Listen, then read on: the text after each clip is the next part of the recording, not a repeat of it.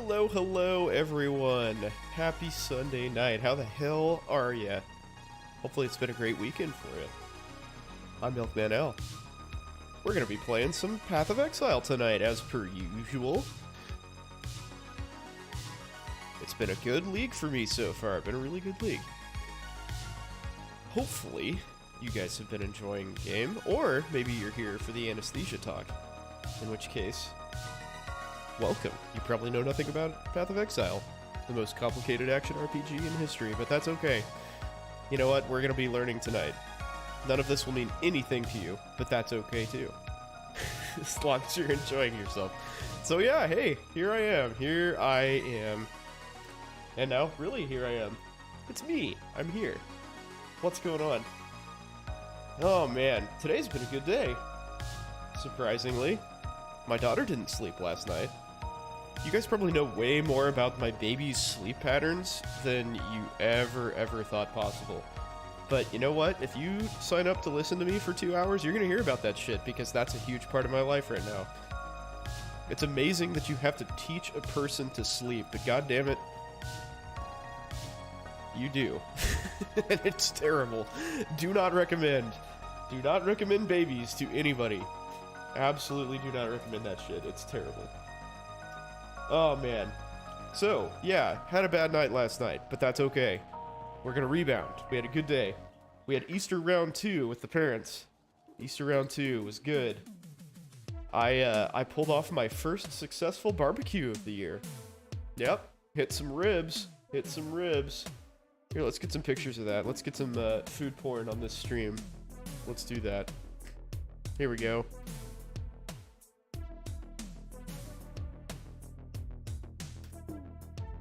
So this is my day in a nutshell, right? Oh yeah, I forgot about this. So Diablo 4, apparently Blizzard has paid attention and is going to implement a lot of the things that, a lot of the suggestions that people made, and like take a lot of the feedback into account. Hopefully that results in a much more interesting game. We'll see. We'll see. If you didn't make it to the Diablo 4 beta and you have no idea what I'm talking about, basically it's a really unfinished game. I mean, it's still a beta, but you know, it's gonna have its hard release in 2 months. So there's not really a whole lot of time for, like, you know, fundamental game change, you know, sort of stuff. But you know, hopefully they can make it. But this is me smoking ribs. Costco, man. Costco has absolutely phenomenal meat. Got some ribs there for like $3 a pound. Killer deal. And man, they were good. So good. I love barbecuing. That's really fun to have. This is a Weber Smoky Mountain 22-inch. Great investment, by the way. If you're interested in like barbecuing or smoking or anything, this is like $500, I think. And really the only thing that's better is like a couple thousand. Like it's a huge step up to like improve noticeably in quality. And I mean, as you can see here, 3 racks of ribs fits just fine. And there's 2 levels. There's a level below this too, and like a huge water pan, so it like regulates your temperature really well, and it's pretty freaking idiot proof. It's very tough to like overcook your meat or get it too hot, get the smoker too hot, because the water pan holds like 4 gallons or something. So all that heat just like dissipates in steam. It's great. It's so nice to use. But it is a lot higher effort than a pellet smoker. Anyway, yeah, this is the sauce I used. This is what I drank. Russell's Reserve. Oh, so good. Believe it or not, this is from the, from Wild Turkey. This is like Wild Turkey's high-end line. And this is a fantastic bourbon. Really good bourbon. Super heavy vanilla flavor with a sort of, distant second as caramel as like the highest, you know, strongest notes in it. So if you like that sort of thing, which I absolutely do, this is a great bourbon. And it's like $35 a hand, or a fifth. So available at Costco right now. Really good. Definitely recommend it. So yeah, these ribs turned out fantastic, man. They're delicious. Yeah, I've got ribs pretty well figured out. Got ribs figured, I think. I'm working on brisket. Brisket's in the, like, I think I got a good formula for brisket, but it's tough to practice with brisket because they're so expensive, man. You know, a decent brisket is $80, right? So, sort of tough to justify. Didn't know you joined the Costco soapbox? Oh yeah. No, Costco is, like, it's one of the best places to get meat. They have USDA Prime all the time. But yeah, of course, the Russells is, it's also from Costco. Yeah, Costco's the shit, dude. Especially when you have a family, like, and you can buy in bulk reasonably and, you know, not, like, waste everything that you get from there. Totally awesome. Happy Sunday, by the way. Thanks for joining me. Welcome, welcome. But yeah, believe it or not, Costco actually has some stuff that's, like, pretty hard to find. They have, like, very nice alcohols. I am well, yeah, I'm doing good, man. I had a really good Sunday. Really good Sunday. I thought it was gonna start off, I thought it was gonna be a terrible day, because basically my entire day is dictated by how my baby sleeps, for the most part, and she did not sleep well last night, so we were behind the 8 ball from the start, but you know what, it went pretty well, honestly. It went pretty well overall. Kids, seriously. Seriously. I'm super glad that my older kid is old enough to, like, kind of be independent. I mean, he's only 6 years old, so it's not like he's, you know, making food for himself or anything, but, like, he can at least go get a snack or, like, grab stuff for us. Be like, hey, Owen, go get, you know, diapers or, you know, a towel or something. You know, he can run, like, cheap errands for us. So that's very helpful, actually. We take full advantage of that. But man, if I was taking care of, like, a 2-year-old and a 4-month-old, I'd be wanting to kill myself right about now. It sounds terrible. I know so many people do that. It sounds absolutely atrocious. My son isn't working for my farm yet? Oh, you know, he's gotta learn the ropes, man. He's gotta learn the ropes. Did we actively family plan? Yes. Yeah, so our kids are probably the most planned children on the planet, man. Like, super planned. 100% planned. Yeah, I was very hardcore against having kids until residency was done. And she was on board with that because my hours were just insane. You know, working... Like, so anesthesia hours in residency aren't as bad as other residencies, but they're still totally unpredictable and still awful. You know, I was working anywhere from like 65 to 80 hours a week and was just exhausted and studying all the time. And like, there's no way that I could have been a decent dad, honestly. I mean, I know several people who've had kids during residency, and I just don't get it. Like, I don't know how you could possibly be a useful parent in residency. I mean, with that workload, it's just impossible. But yeah, I was like, I 100% am against having kids until I'm done with this. So yeah, we were like, okay, hey, residency's done. Like, let's have a kid. And so we did. And yeah, the second one, similarly planned. You know, we're good financially. Like, our other kid is approaching independence, so let's do this. Yeah, they were both hardcore planned. And the fact that we are never having any more, also hardcore planned. Also planned. Is residency versus having kids comparable sleep-wise?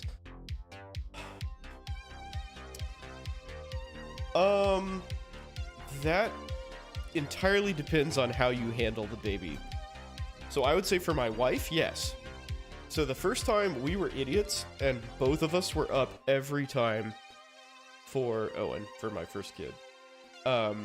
Like, I would be up making my wife, like, food and a drink and stuff, and, like, We changed his diaper every single time he woke up.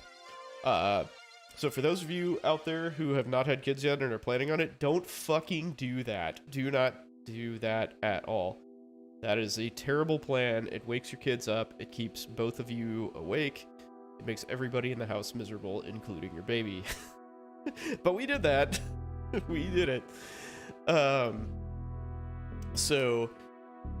for my wife, she's up, like, a normal baby is up every 2 to 3 hours. So I would say in residency, I was up way more than that. I mean, I probably got about 2 to 3 hours of sleep, of broken sleep, total, through a 24-hour call. So I would get called every, like, half hour to an hour through the night, basically. Yeah, super hardcore. Residency is bad. It's really bad. It's really, really bad. And part of what makes it bad is the nurses are trained to rely on residents. So they are actually, like, legit straight up told to call for everything. They're taught to rely on the residents for everything. So they call you for everything. Yeah, they are taught against independence. And it is extremely frustrating. So, like, anytime they have any question about anything, like anytime somebody's like, blood pressure's up, there's no standing orders.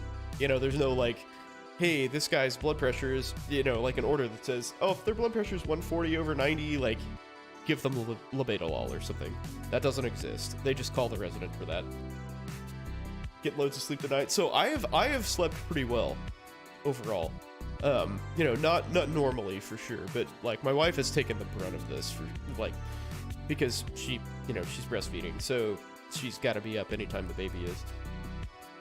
No more residency nightmares. Yeah, seriously. Oh man, so I just completed my first week not taking 24-hour call. Yeah, in 10 years, over 10 years, 10 and a half years. First week not having 24-hour call.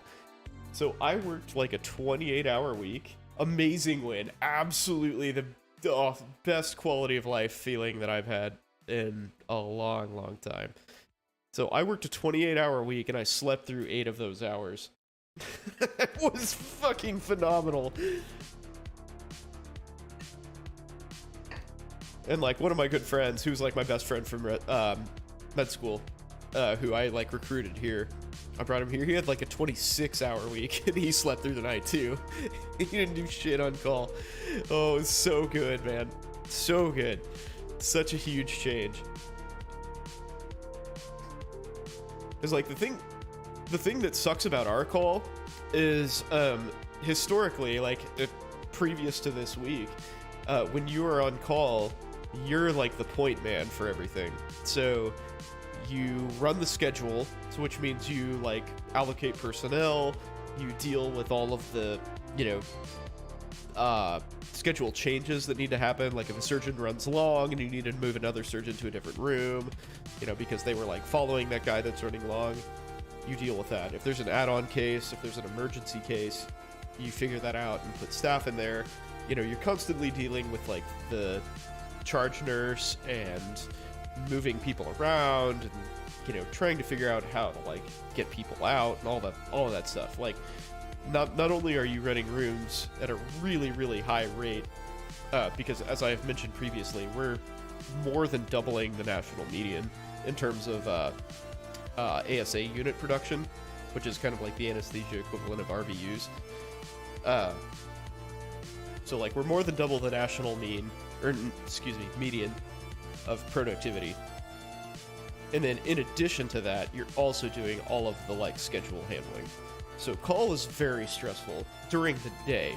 Like our calls over the night are pretty tame. Like usually you get called like once or twice, but you know, if you get your ass handed to you all day long and then you have a C-section and an epidural, you know, that's not really a lot of work, but you're still just gassed because you got floored for 12 hours and then you got to be up twice during the night. So that sucks. And now we've just like cut that out. Oh, I'm being visited. Hold on. Hey buddy, what's up? You need help falling asleep? Okay. I'll be right there. Hang on. Can you say hi to all my friends? Everybody's watching. Say hi. This is Owen. He needs help falling asleep. I'll be right back.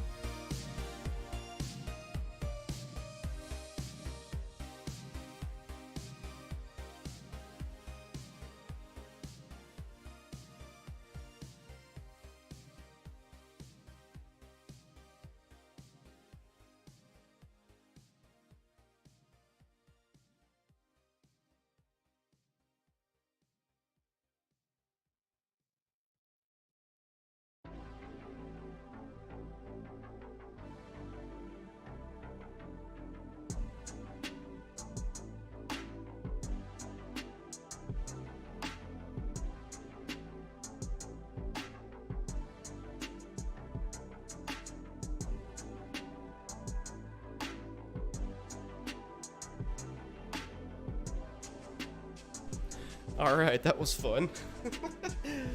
A dad's duties are never over. Oh. Hello. What's that? About what? What? Oh, I didn't know that. Okay.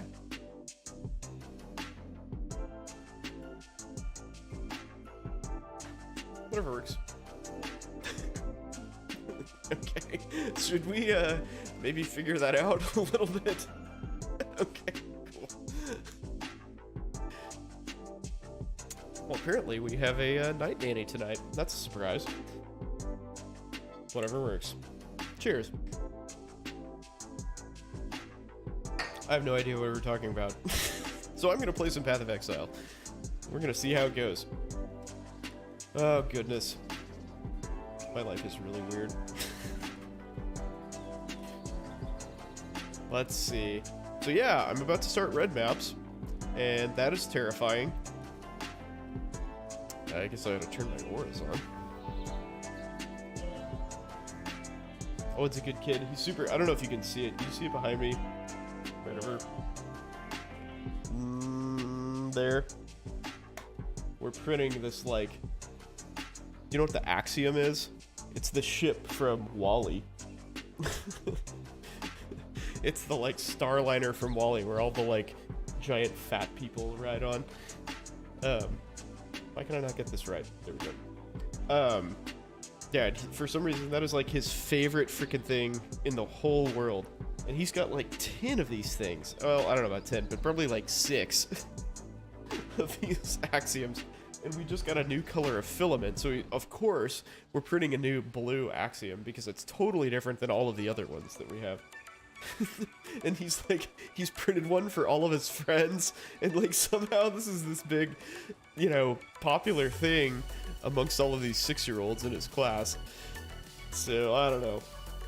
And they're super excited. I've seen him give them to 2 of his friends, and they're like, yeah, it's Axiom, alright, this is the coolest thing ever.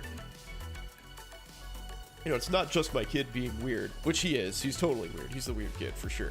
But, like, kids do hype the strangest things, man. It's so weird.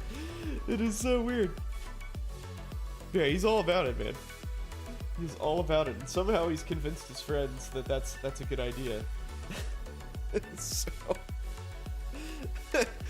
yeah, I don't know, man.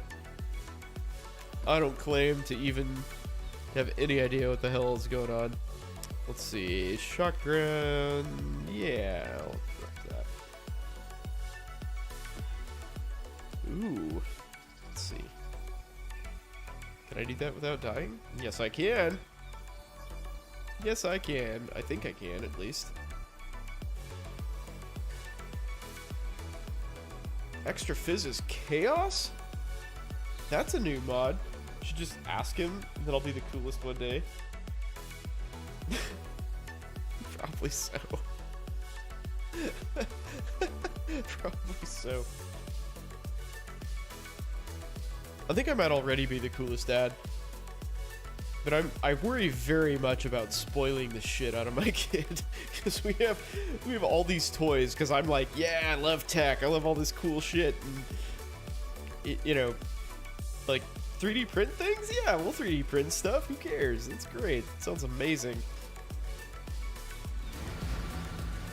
Like, he's never had to earn anything in his life. So, like, of course, you know, he asks for a 3D printer, and we're like, yeah, we'll get you a 3D printer. Why not? Why would we not get a 6-year-old a 3D printer?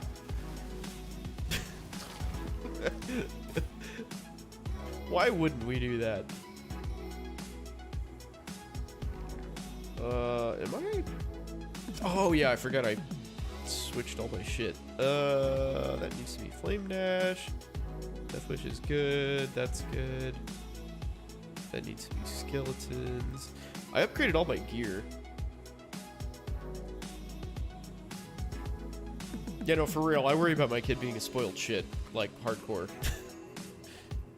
Because, like, I am a kid. I'm functionally like 12 years old.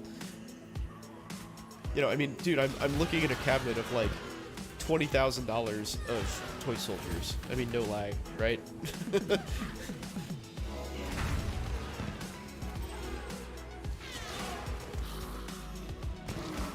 And it's just like shit I have because I want it. You turned okay, just a little overerotic. That's okay. That's okay. You would win a gay chicken contest any day of the week, man. Sometimes that's a skill you need. Sometimes that's a very important skill to have. Oh god, ouch. Wow. That was there's that chaos damage. Hello, chaos damage. So much for leveling up immediately, huh? Alright.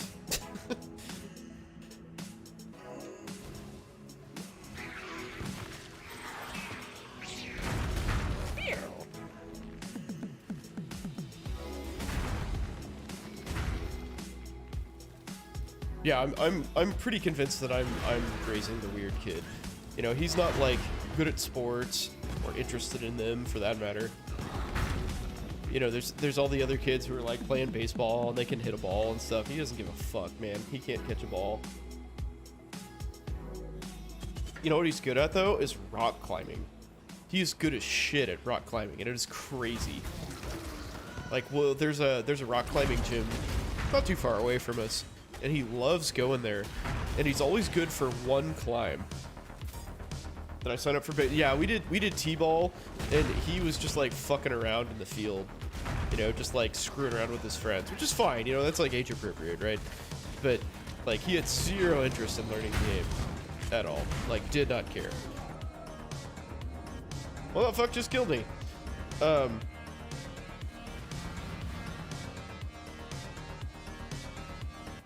He's the kid who picks weeds. I mean, it's worse than that, though. He's, like, actively engaging with all of the people who are, like, trying to do other things and, like, distracting them.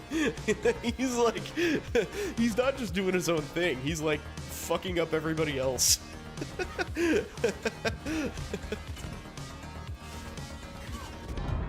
What? Dude. What is... So, I guess I don't understand what's killing me in this. Well, this map is not gonna work. Hey, gosh darn, what's up, man? How are you? Reflect fizz damage. Nope. That's a nope.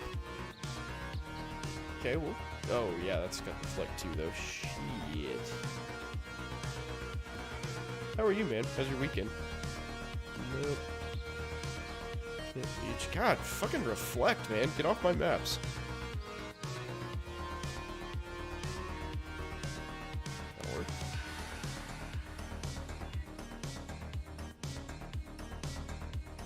Cool. Let's try that.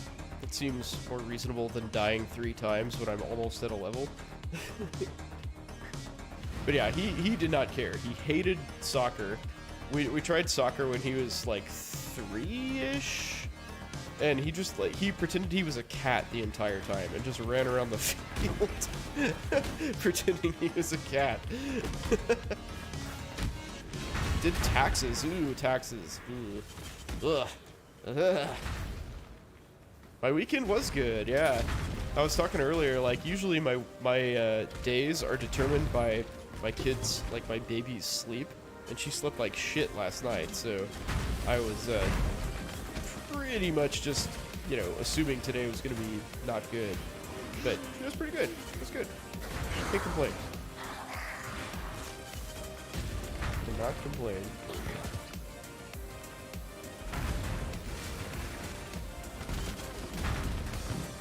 Alright, note to self, don't ever do that chaos map bullshit again, because that killed me 3 times. Huge waste of experience. But yeah, so my kid climbs. He climbs like a freaking monkey until he realizes what he's doing.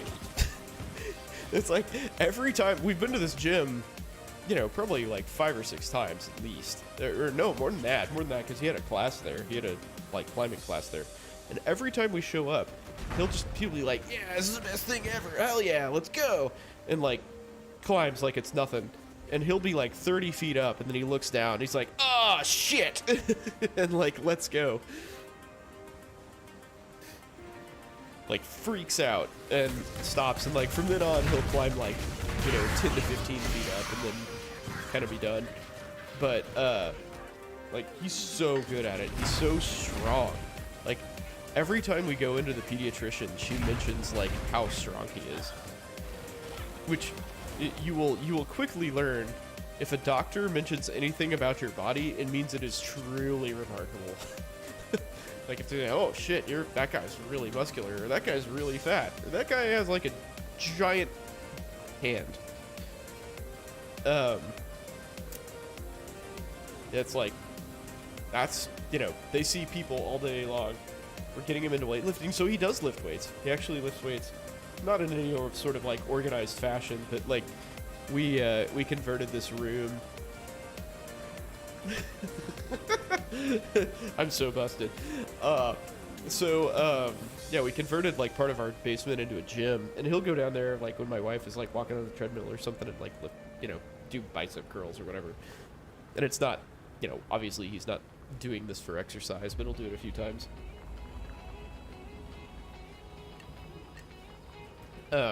Yeah, he's crazy muscular, and he'll do stuff on the climbing walls where he'll like reach out to the side and like support himself with one hand and like pull his entire body over. I'm like, how the fuck did you do that? How are you doing that? And he weighs like 60 pounds, you know, it's not like nothing. He's supporting 60 pounds with one hand. My kid, my 6-year-old. Yeah, it's crazy. He just pulls himself up and does it like it's nothing.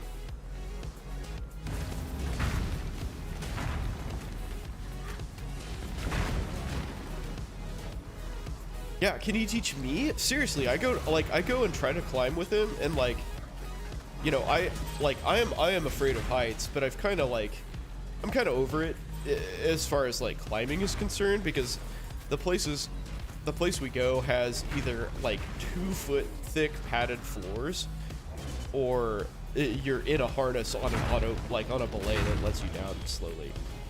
So like you're absolutely not gonna get hurt. Like basically the worst thing that could possibly happen to you is you like turn your ankle or something landing. So like I'm okay with it. I still kind of like catch myself when I'm climbing the like higher walls. I think the highest it gets is probably like 40 feet. and I'll catch myself and be like, oh god, I'm really high, fuck. But like, the fear is the only thing that stops him, because like I said at the beginning, when he's there, he just goes, and it's no problem whatsoever. And then he realizes how high up he is, and for the rest of the session, he's just like, I can't do it. It is fun. I really like it. But I am very much not built for climbing as a, like, short, compact, 200-pound guy. It is not my strong suit.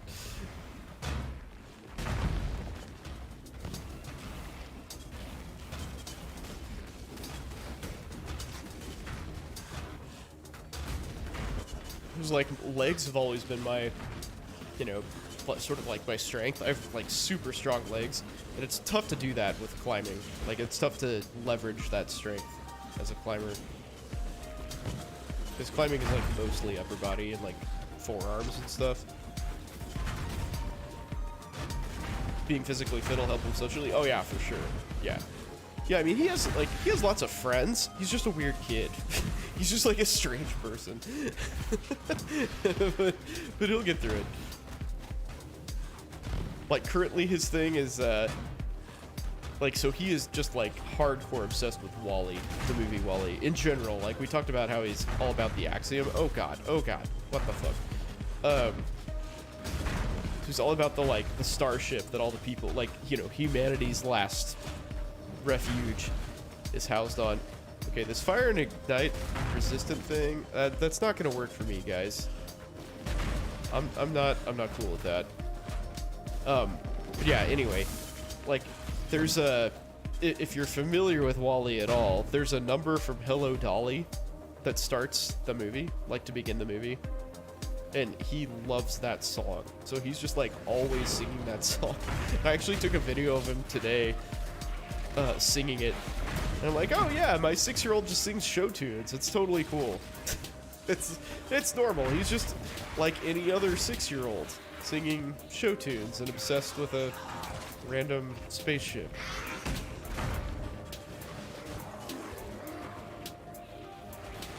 You wish to be a buff climber? I am neither, my friend. I am neither. You might be jealous of my son, but you're not jealous of me. Oh, Mini Milkman, yes. Yeah. Got it. Misread.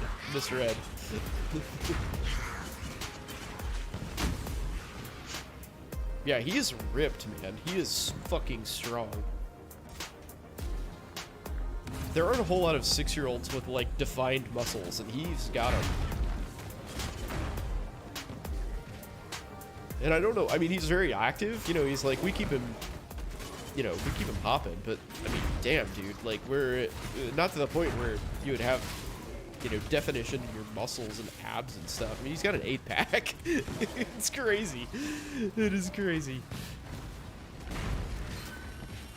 The super fit kid who hates sports. He totally has an 8-pack. It's nuts.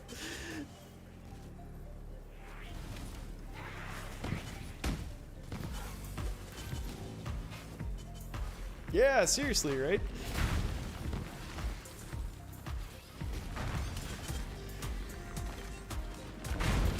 Yeah, I mean, we we try to, you know, have him eat healthy, but it's really, like, his diet is, you know, pretty mid, honestly. It's, you know, he eats a lot of, like, hot dogs and, you know, bacon and shit. Like, he doesn't eat a ton of sugar, which is, I guess, is helpful, but, I mean, you know, it's not like he's on this crazy, like, high protein, low fat, you know, ridiculous Atkins, you know, paleo diet kind of bullshit. Yeah, must get it from his dad. Yeah, that must be it. That must be it.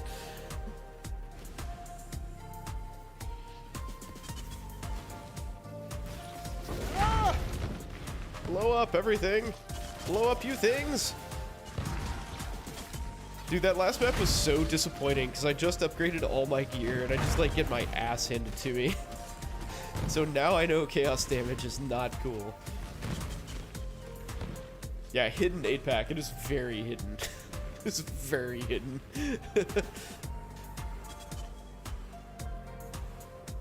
But believe it or not, I actually have like fairly healthy life habits.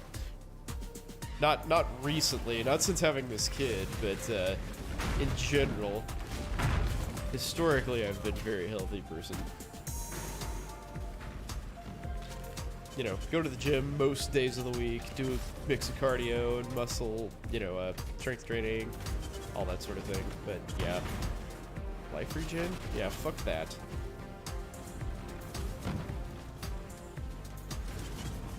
Okay. Ah, God.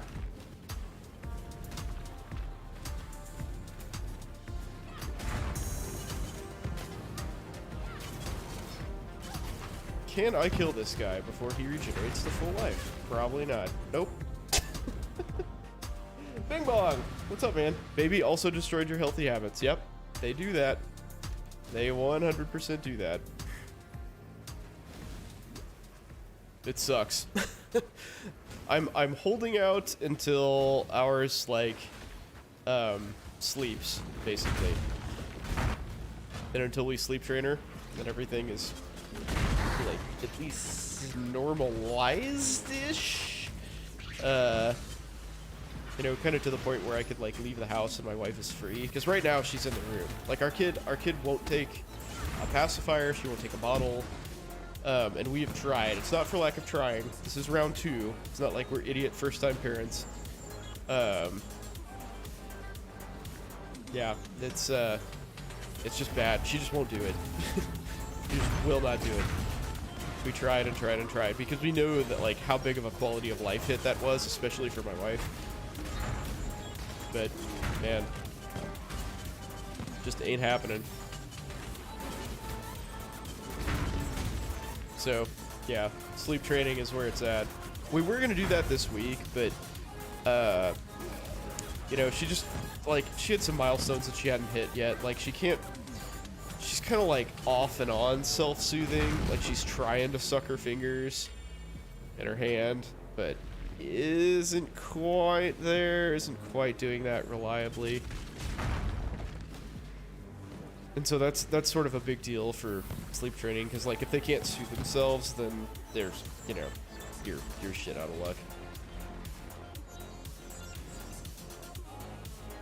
So there's that, and the fact that she's, like, kind of borderline in age anyway. So yeah, we'll probably do it in my next vacation, which, yay. So in some senses, that's kind of nice, because I'd sort of written this vacation off already anyway, because I thought we were going to sleep train. And I was like, yeah, everything that happens now is a bonus. Rock on. Yeah, babies are basically just, like, terrible for you in every sense. They're such high maintenance little creatures. Dude, this guy is fucking great. Oh yeah, fire and igniting resistant, of course. Of course he is.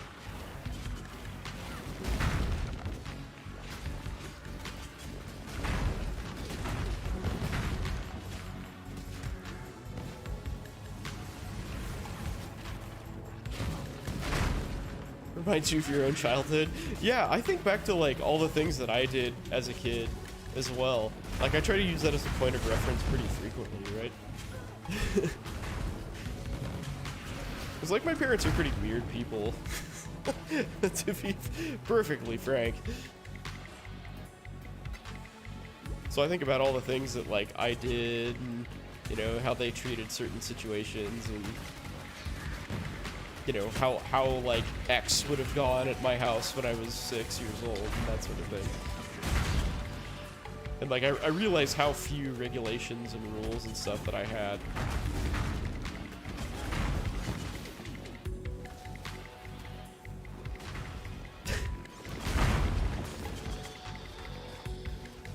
And I also, like, another interesting thing is I sort of am coming to terms with my preconceptions of how people are at certain ages. Like, oh shit, man, I'm never gonna hit level 88. You know, like if you'd asked me like 7 years ago someone's capabilities at age 6, I would have, you know, I would have described somebody much more competent and able than an actual 6-year-old is. Like I thought that, you know, you're pretty much like a small human at this time, and that is just 100% not the case. It's just totally untrue.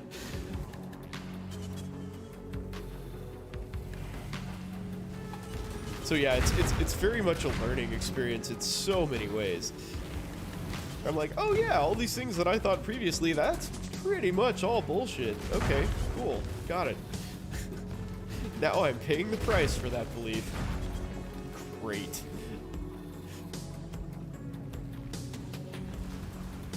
Yeah, it's just nuts, man.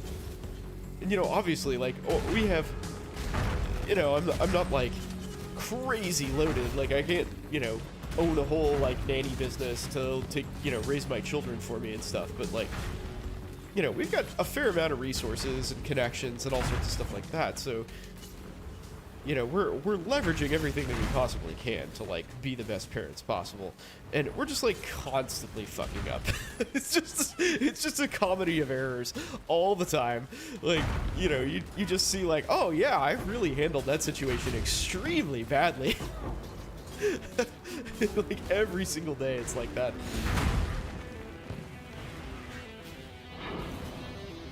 So, you know, I don't know, man. I don't know how people... I think in some ways it might be better to not have those resources, because you're just like, well, fuck it. What's gonna happen happens. So we'll see how it goes. Having this dependence changes these... Yeah, it does. Yeah, for sure.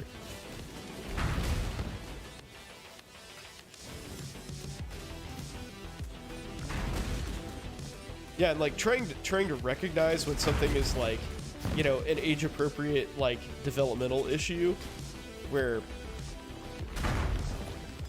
you know, like, they're just the Y stage, or the no stage, you know, where they're just like, no. They're not, like, being an asshole. They're just trying to, like, assert independence and figure out what that even means, you know? Oh, I'm gonna die, fuck! Oh, thank you, Stone Golems, for respawning. But yeah, they're not trying to like make your life difficult. They're just like legit trying to figure out what, like, boundaries. They're just like measuring boundaries. And it's your job as a parent to establish those boundaries and hold them. But man, it sucks. It sucks to do that. It's not fun.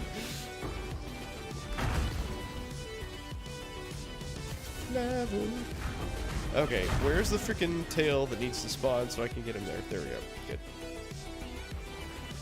You don't remember the no stage is like 2.5 to 3, as I recall. So you probably would not room for that. But yeah, my kid is in the like we've always encouraged him to ask questions, which is generally a good thing, because he asks like surprisingly insightful questions, like shockingly insightful questions. But at the same time, he questions everything we do and asks insightful questions about those things, right? So, you know, when he's like, well, why do I have to do this? Why don't I do these things? And we're like, well, you know what? Just because we freaking told you so. That's why. He's like, well, that's not a reason. He actually says that all the time. He's like, that's not a reason. Like, okay, that's true. However, we are your parents, so you need to do this.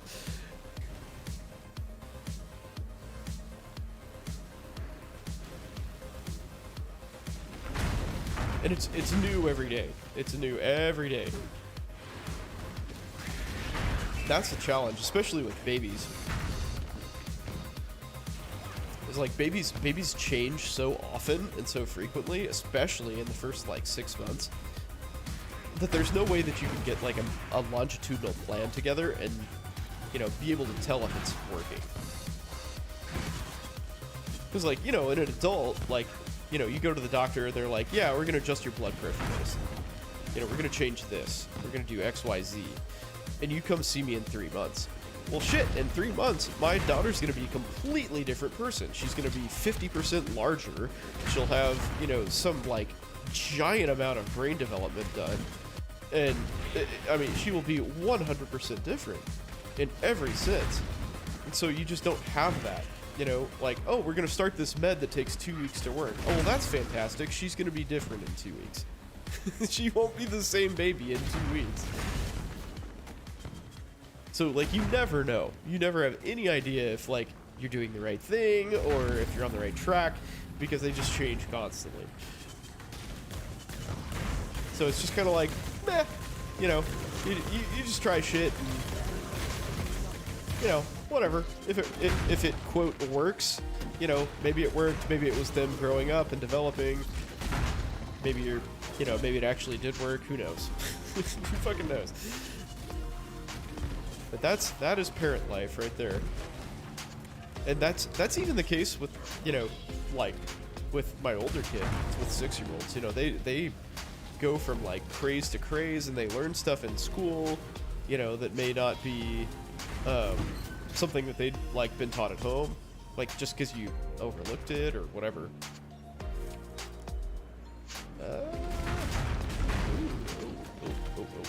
What are you attacking?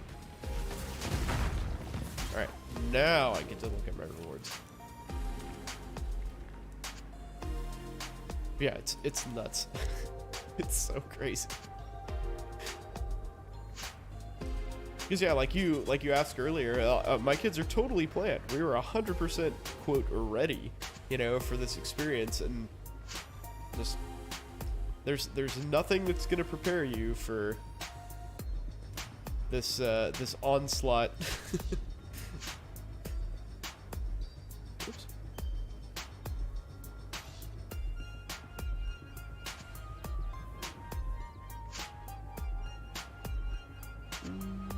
Do I actually want any of this? Probably not. Hey, Dr. Cheezel, what's up, man? How are you?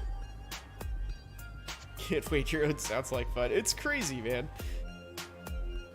So, yeah, I mean, the thing that is, like, really important to remember... You're good? Did you have a good weekend? Does he get TikTok time? He probably should. He should. Yeah, I'm doing well. I'm doing well. I was telling everybody earlier, like, we, my days these days are, very much influenced by how the sleep the night previous goes, and we had a pretty rough night last night, but today was pretty good. It was pretty good. Yeah, I smoked my first meat of the year, which is fucking fantastic. Went really well. Costco has one of my favorite bourbons, also fantastic. So yeah, life is good. Life is good. Don't kid him on TikTok. Oh yeah. Smoked your first blunt of the year? You're in med school, dude. Can't you, like, upgrade to, like, a vape or something like that? I mean, come on. I mean, I guess you're a student, so you're poor as shit, but, you know. Okay, I'll forgive you. Never mind. I talked myself out of it. I forgive you. What meat did I smoke? Ribs. Ribs, my man. I pretty much got ribs down. I got ribs figured.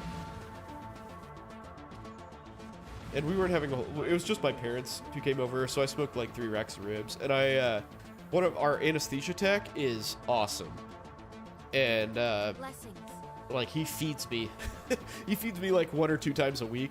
He's an amazing cook. He's a stereotypical Mexican dude. Awesome guy. And, so I'm paying him back. I smoked some meat, so I'm gonna give him a rack of ribs. And hopefully they're up to par, because his food is just, like, freaking fantastic.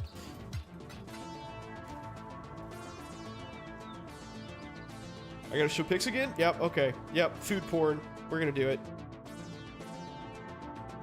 Food porn. Where is it? There it is. Yeah, food porn. This is my day. Look at that. Food time! Food time! Yeah, so those are ribs I smoked. That's the barbecue sauce that we actually did not use because the ribs were flavorful enough. And that is what I washed them down with and was finishing up tonight. But I could probably use a refill. UPAs is a killer cook? Oh, that's awesome. Man, I love food. Yeah, so the one flaw that our tech has, his name is Jose. Of course it's Jose, right? The one flaw that he has is his food is crazy spicy. And like, I like spicy food. Like, I put Carolina Reaper hot sauce on my food. Like, I can handle spice, but this dude's cooking is like freaking painful. It is hardcore spicy. Like, to the point where I'm like, I gotta be careful. Like, I'll take like 2 or 3 bites and then I have to rest. What do I season the ribs with? Yeah, that spice is serious, man. It is super serious. So generally, I'm like, I have done lots of experimentation, and I feel bad saying this, but really the easiest and like the highest like quality to effort ratio is just mixing brown sugar and Tony Chachere's spicing. It's crazy. It sounds terrible, but that's usually what I do when I'm making a party, is just mix those two. Curry can go fuck itself. Fair enough. Fair enough. I do like a good curry though. Yeah, Tony Chachere's is actually a really good seasoning for smoking, because it's like, it's heavy on celery salt, or excuse me, celery seed, and salt, and spice. And like, that's, all of those things sort of beat the smoke flavor. Like, you can taste them through the smoke. So it's a good choice. But today I used, since my kid can't handle spicy at all, I basically just used seasoned salt, garlic powder, onion powder, sage, ginger, coriander, pepper, and let's see, what else? I guess that's it. Oh yeah, and brown sugar. I guess that's it. Deli belly.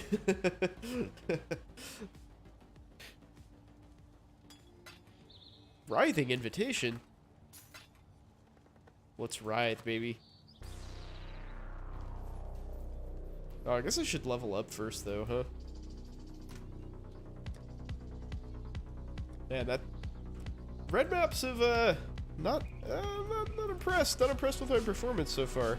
Can't regenerate life mana or injury shield. Yeah, I'll pass on that. Ooh, fish tacos. Delicious.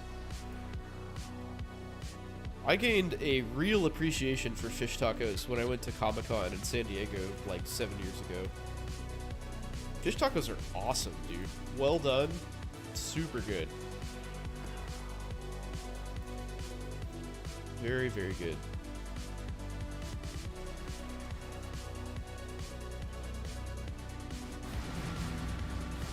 Yeah, I was expecting, like, at the convention, I was expecting the food there to just be like, you know, shitty convention food, basically, like, you know, hot dogs that have been on those, like, weird, like, warming roller things for 4 hours, and, you know, overcooked chicken tenders and nachos with cheese that somebody shat out 5 years ago.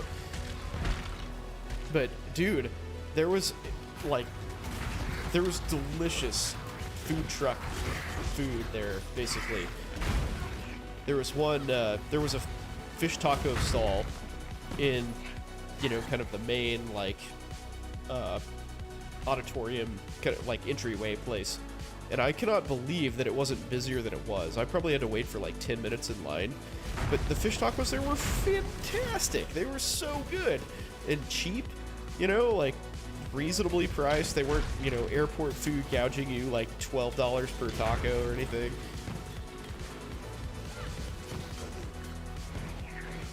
Yeah, it was nuts, man. The food trucks here have gotten out of hand, really? I feel like they've actually kind of calmed down here. I mean, maybe I'm just, you know, sort of isolated from the whole, like, real world scene, but it seems like that scene sort of exploded maybe like 4 or 5 years ago, and it's kind of chilled out a little bit. Like, everybody freaking had a food truck. But these days, I see more established joints running around, right? Like, there's more food trucks that I'm like, oh yeah, I saw you guys like 6 years ago. Okay, cool. Whereas previously it was like, oh shit, there's a new place, we should try that. And now it's like, ah, you guys, you know, you've been around for a while, you must be good. They're everywhere. I mean, I think that's a good problem to have, right? You know, at least you get to try a whole bunch of new stuff. Maybe it's not the best, but at least those people think that, you know, their food is good enough to market.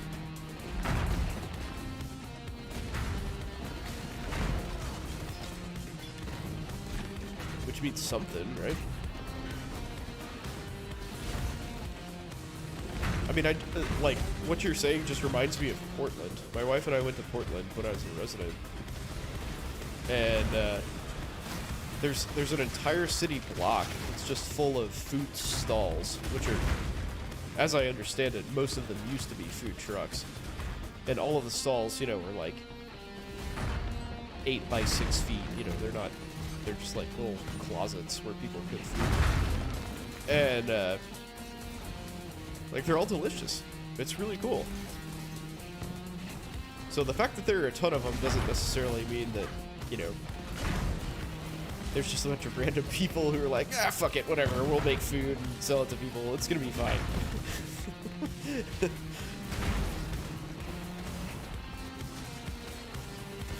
I don't know if Portland and Atlanta are quite the same, but, you know.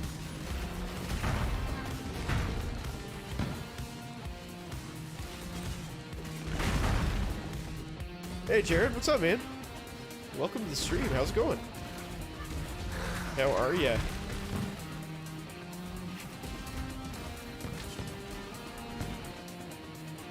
Yeah, I had a food truck at my wedding. I think I probably mentioned that before, but... Playing PoE? Yeah, hey, me too. What a coincidence.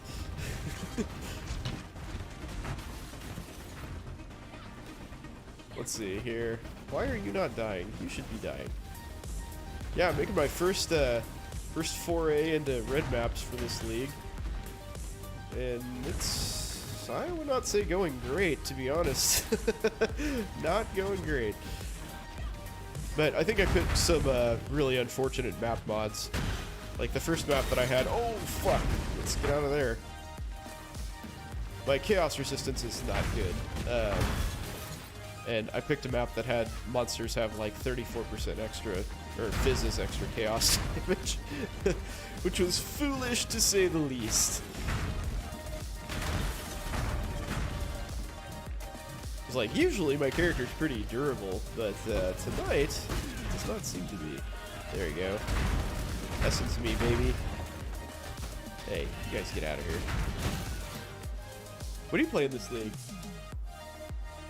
Went to a wedding with a food truck. It took too long to get food. Okay, so the thing that I did that we made sure of is the truck that we got was like large serving sort of stuff. So it was Cajun food.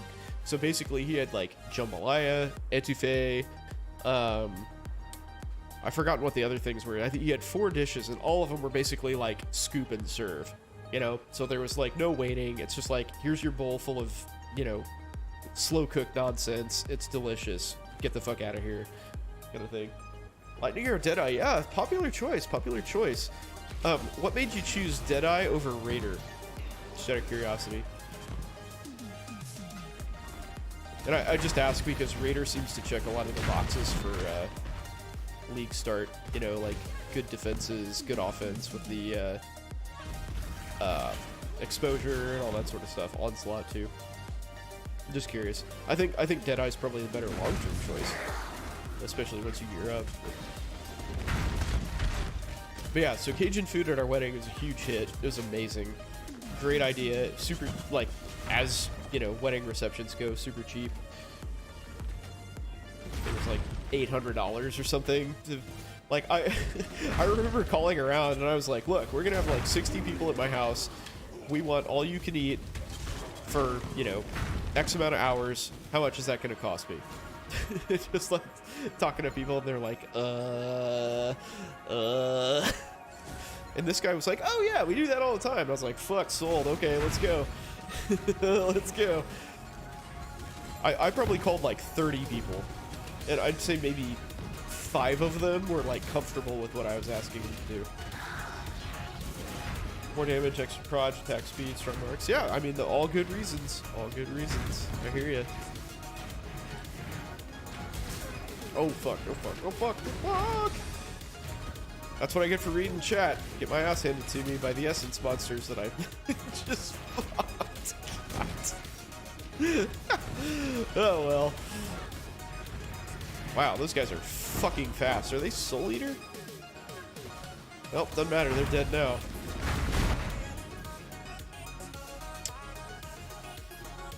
So I am a Mob Mischief Ignite Elementalist, by the way. As long as I'm attacking, I won't die. Yeah.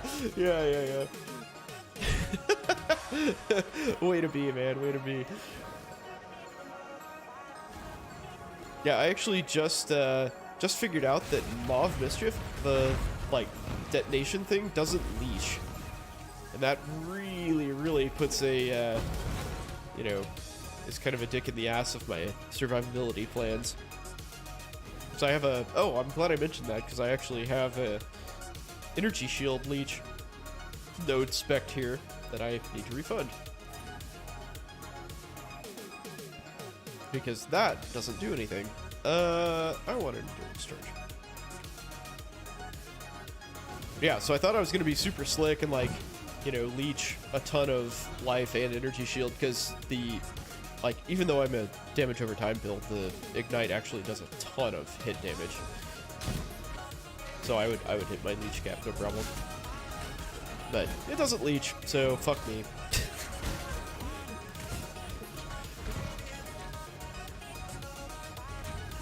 Yeah, for my next, I'm formulating my next character, even though I haven't like fully finished with this one.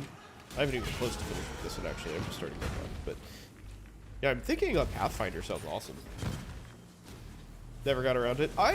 It's good. I like it, but like the damage is nuts, because I basically have no damage bonuses, and I'm just like, I mean, you see me igniting the map and just like killing all these essences, like 5 essences.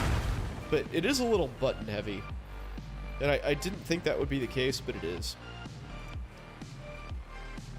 Like, if you really want to, oh, do I want a jewel slot? Where am I going here, guys? Where am I going? Alright. But yeah, if you really want to maximize your effort, it's, you know, you gotta have Convocation, because you bring all your golems to wherever you are. In my setup, I have Wave of Conviction with Hex Touch on Flammability and Combustion. So I get Exposure, Combustion, and Flammability all from that. I've got Skeletons to benefit from the extra, like Mauve Mischief Channeling. And then soon, I will also have Arcanist Brand to deliver Elemental Weakness and Flame Surge when I anoint my Amulet, which will probably not be this one. So yeah, I'll have like 5 buttons to press against bosses. So not a huge fan of that. Will I be trying out D4? Yeah, for sure. I did the beta. I pre-ordered it. I did the D4 beta, and I was, I would say overall positive on D4, but only slightly. Like, I feel like D4, like the story, the atmosphere, like graphics, the feel, you know, kind of like the immersion were awesome. Absolutely top notch. Like, I don't want to spoil it for anybody who hasn't played it, but like one of the first cutscenes is one of the most like visceral, evil, dark things I've ever seen in a video game. And it just like, I was like watching it, I was like, holy shit, I cannot believe they put this in a video game. And the immersion is just great, but I feel like the in-game loop is not good. Like, I think the dungeons were poorly done. They're all very repetitive, kind of the same over and over.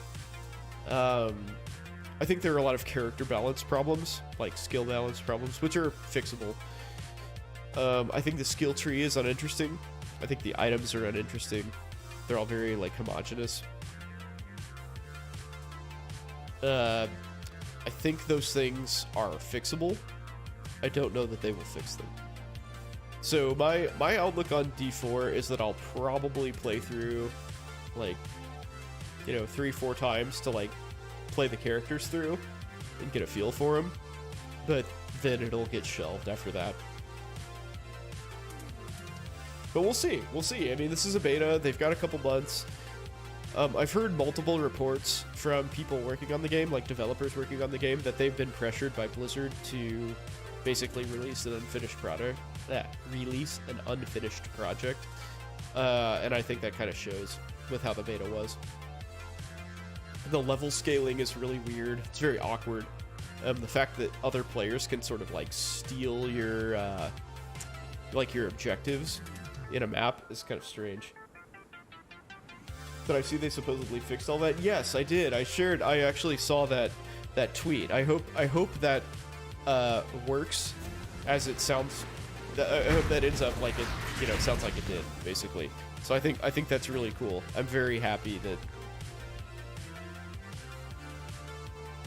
you play 3-4 times. It's already for sure. Yeah. No, I'm not saying I'm unhappy with it. I own the game. I already pre-ordered it. But I don't think it's gonna have the replayability that say this game, Path of Exile, does. Like, I'm here every 3 months for new leagues every time. So yeah, for sure. Is it worth a purchase? Yeah, absolutely.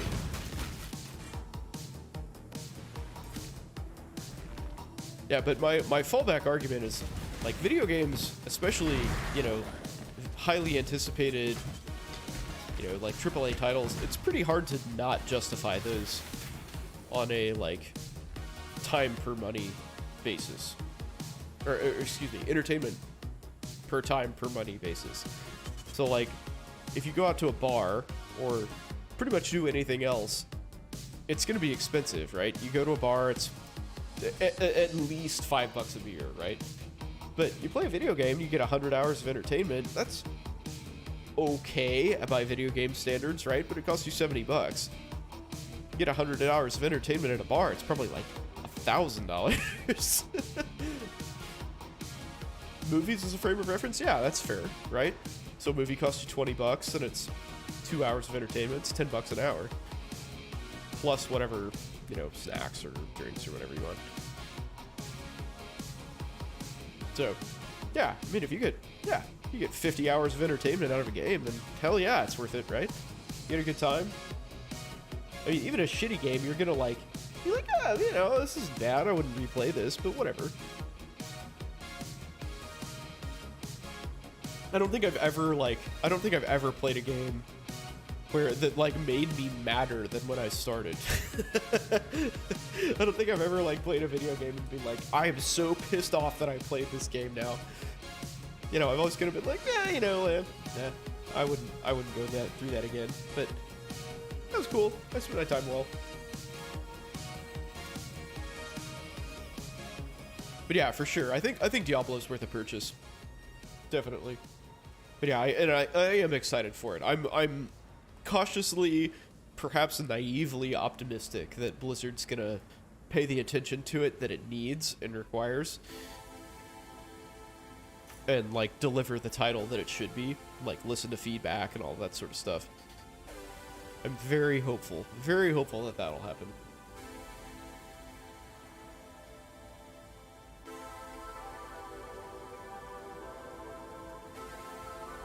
Yeah, Blizzard did a good job with the WoW expansion. Yeah, I heard it was really good, actually. I heard it was really good.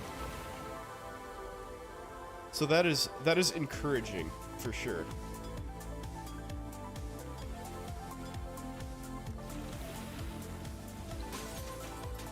I mean, Diablo, like, so I enjoyed Diablo 3 much in the same way that, you know, I sort of anticipate enjoying Diablo 4.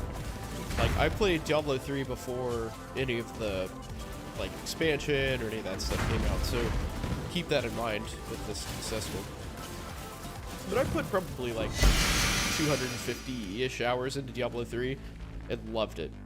I had a great time, but I ran into the Inferno wall before they, like, made everything kind of, like, easier, and switched things up entirely. So I was playing the shit out of it, but I got to Inferno, and I think I got to, jeez, I don't even remember now. I don't even remember what act it was. I think I got to Act 4. Like, I pushed pretty far through it compared to most people, because I had nothing but free time. I was in my 4th year of med school, and I was literally doing nothing. So I just played Diablo all day. It was great. Wow, high rolls. Okay. Q. Yeah, that might be worth something. But yeah, I was just like, you know, I can't get any farther than this, and I don't like the fact that all the loot is sort of generic, so I'm good. Like, I'm satisfied with this playthrough. We're cool. And I moved on. And I think that's probably what D4 is going to be like for me. But we'll see. We'll see. Maybe they fix the dungeons and change all that stuff, and I'm totally wrong, and it's going to be amazing. Which I hope is the case. That'd be amazing. That would, like, you know, ruin my life, because that's all I would ever do for the next, you know, 3 years.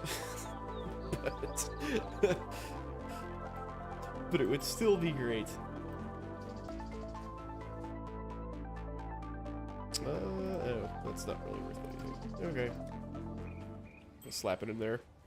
See if somebody want it.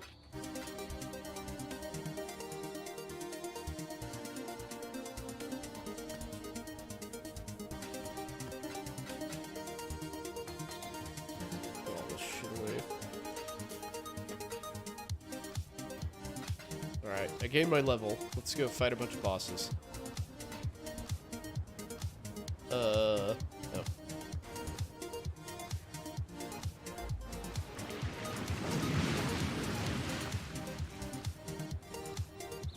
Alright, this is the dude that puts me in the weird, like, sewer region. Alright, so I just have to fucking kill him before we get to that point. Not a problem. Let's go. Okay, maybe it is a problem.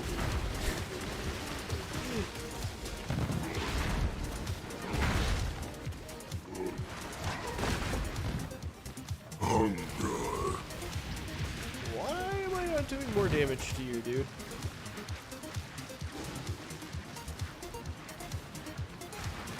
Feast. Obliterate. So yeah, unfortunately, like, my standard... Feast on muscle and... Right? My standard for evaluating Diablo games is Diablo 2.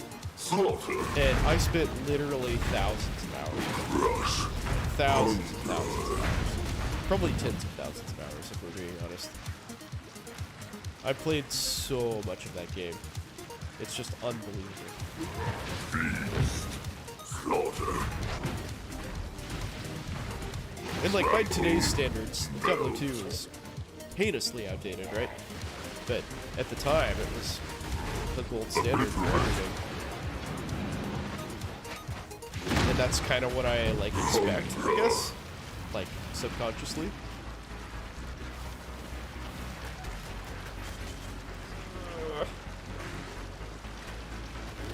Feast. Home. Burn. Burn, baby, burn. Trample. Oh, don't teleport me to your weird sewer. Thank you. Damn, that was fucking close. That was fucking close. Oh, wait, do I have to go through it anyway? Oh, no. Oh, no. Oh, no. Let's see. So all the stuff's flowing this way. So you have to follow, if you don't know, you have to follow the direction that the, like, sludge is going. It's going up? Yep, there it is. Alright. What'd you drop?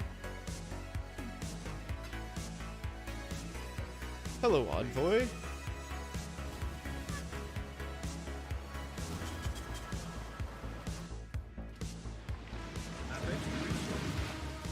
Ooh, yes, I will take that.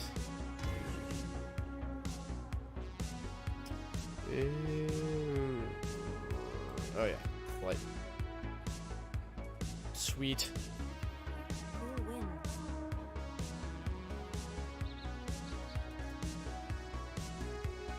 Stop it! Leave me alone.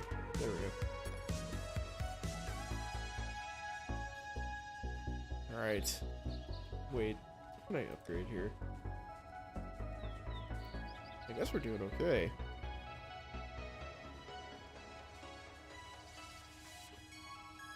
Resists are good. Damage is about as good as it's gonna get.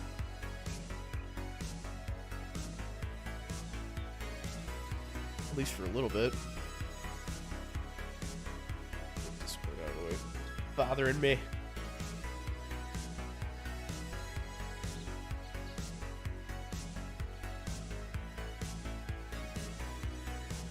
Today after we smoked the ribs, like I had my kid help me however he can. You know, you can put like coals in the smoker and, you know, help light it and stuff like that.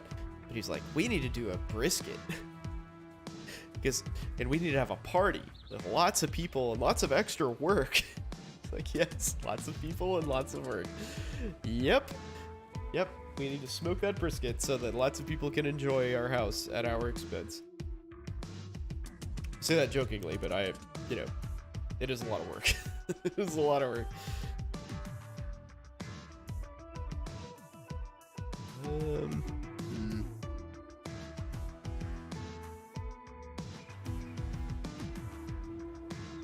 Yeah, I grew up entertaining, actually, which is fun in some ways, but it also sort of means that having a child that prevents that is a problem. 2 additional abysses. That seems like a good thing.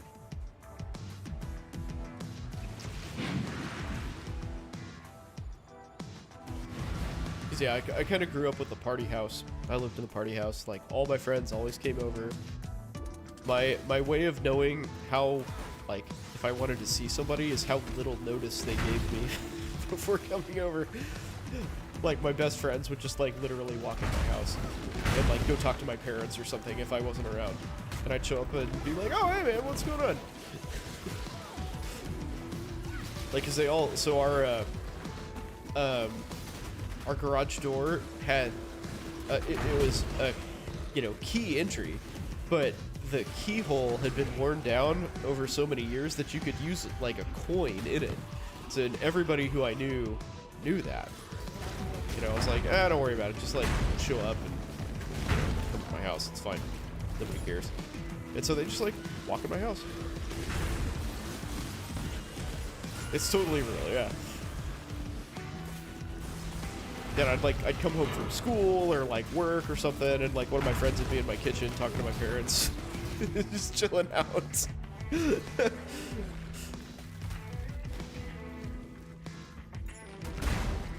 But yeah, now, you know, we've got to, like, plan everything. Like, we just made dinner plans with one of our friends. Like, a dude I hung out with in high school, actually. So, the difference is all that much more stark. We made plans with them, like, dinner plans in 2 weeks. Whereas previously, I'd show up and this dude's in my house, you know? That's the notice I got. And now we're like, oh yeah, 2 weeks from now, does that work for you?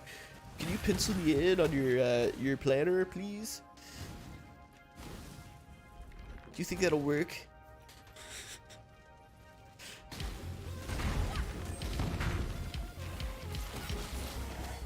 Like having extra siblings, pretty much. Pretty much. I mean, and for me, like, I'm an only child, so, you know, that's actually a fairly apropos analogy. Alright, this thing needs to die. I'm just gonna kill this out of spite, because I'm tired of this bitch running around. Like, running away from all my attacks and stuff.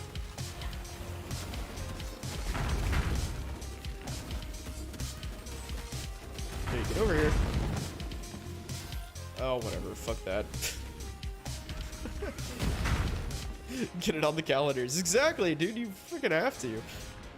Like, somehow, I don't know how this happened, but somehow I started getting all of my wife's, like, Google reminders, and she is, like, ultra organized. And so I get notifications for freaking everything. All the stuff that she schedules, you know, any sort of, like, you know, your memory from last year sort of stuff. And of course, I have kids, so I'm taking pictures of, you know, everything.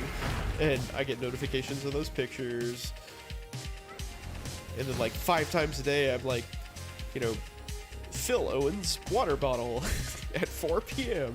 Okay, cool. You get all the reminders from your best friend. That's even worse, though.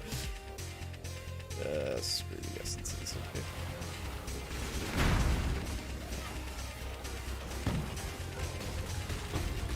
Because at least it's my wife. It's not like your friend where you're like, don't care. Totally don't care. Whatever the hell you're doing.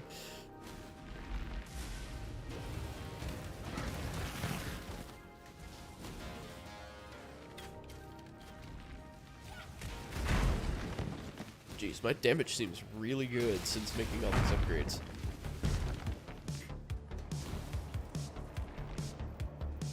Good to work together for a project? Oh, okay. Fair enough. Fair enough. Yeah, I have like never been that way, which is kind of a problem. Ooh. Summer guards. I'm kind of like, I organize all the things that I need to do in my head and then just like go do them, which is under normal circumstances fine, but if something crops up, I have to like totally adjust everything that I'm thinking of doing, right? Like I've got to like reorganize my entire schedule, which I can do at work fine. Like that's not a problem when I'm working. It's actually like a good trait to have when I'm working, because everything that I have to do typically takes like 5 minutes or less, and if it's gonna take longer, I call in help. But like when I'm at home, that's a problem, you know, because it's like, and also at work, I can delay things. You know, it's like, this patient needs to be seen. I've got, you know, a few minutes to do that. If I get called at home, you know, like my wife is like, I need this, I need X. Like, I've got to go do that right then. You know, no questions asked. So it disrupts whatever I'm doing. So, fuck me, right?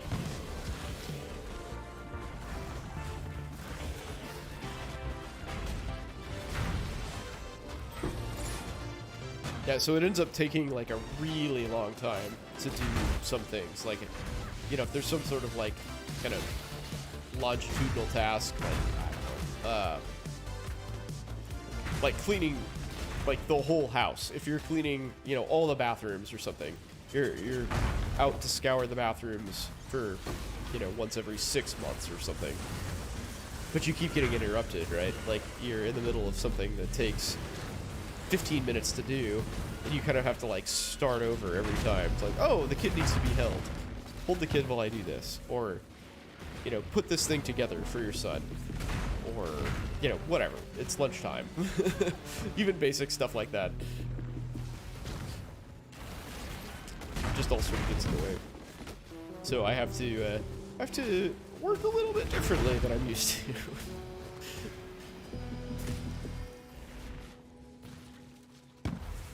And also have to deal with situations where I'm not like the unquestioned boss. Like when I say, hey, we should probably do this, somebody says why or no. It's a bit different than work too.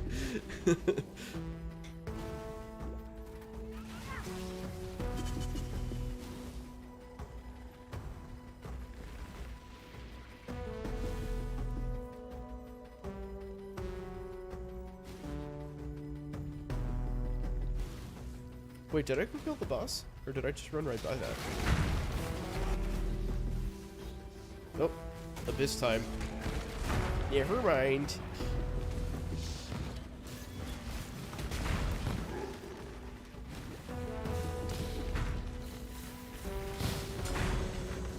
And so with Diablo 4, I'm curious how the timing is going to work out.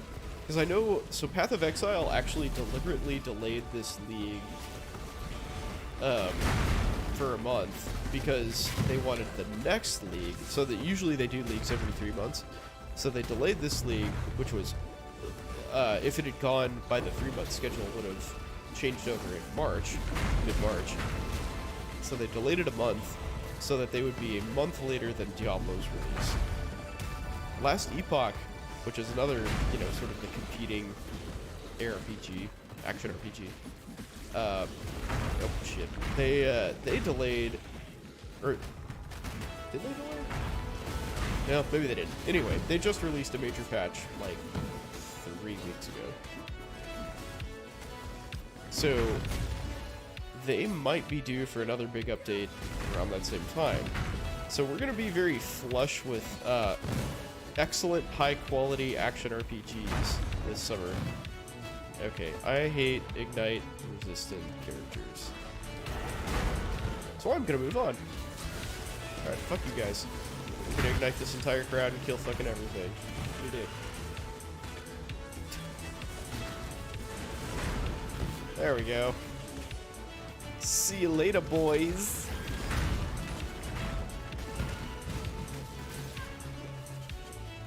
But yeah, events like that make me wish I had more free time. Also, Cities Skylines 2 slated to come out very soon.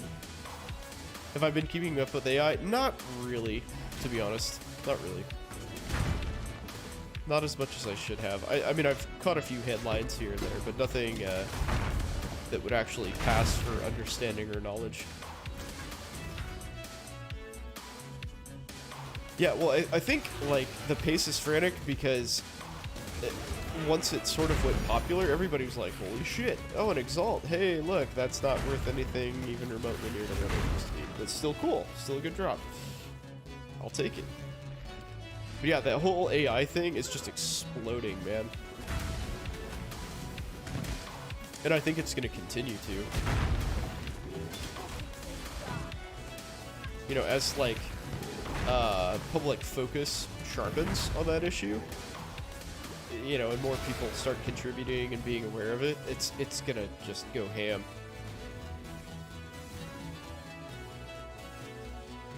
I think that's awesome. That's really cool. There's gonna be some, like, there's some amazingly creative people in the world who just come up with random crazy shit that I never would consider. Did I go in here? I did, yeah, okay. Let's get out of here.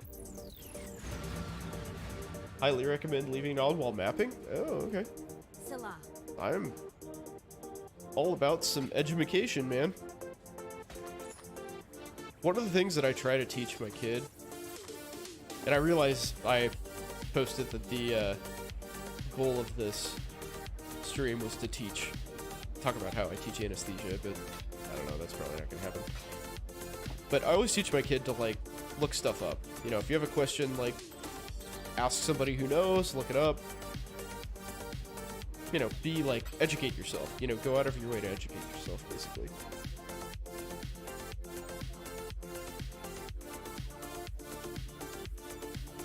One chaos. Meh.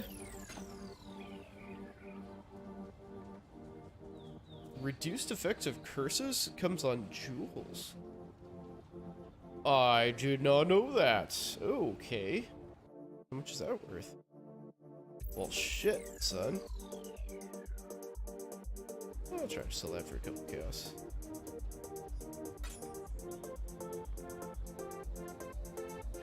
You know, I feel like one of the, like, huge pitfalls of society, especially in pandemic times, that I observed was just people's refusal to,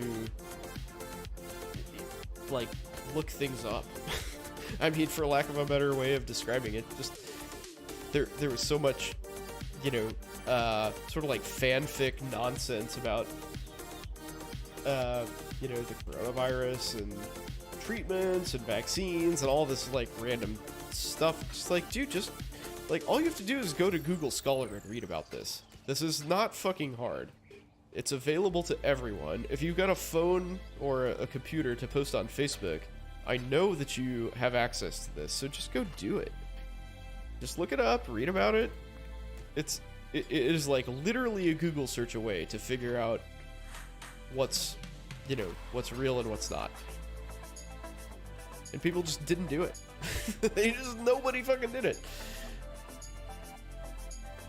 That seems terrible. Hello. I think I have super glue on my finger.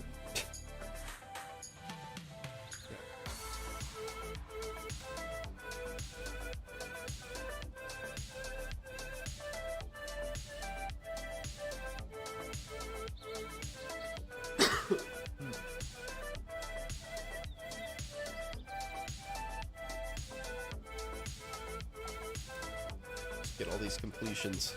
Demons, area of effect. Ooh, avoid Ellie ailments. Considering I can only hurt things with elemental ailments, maybe not. Nope. No regen. Jesus. Hitting a bunch of blanks, man. Let's see. Enfeeble, hexproof. Yeah, we can do that. Cool. 10 additional rogue exiles. Okay.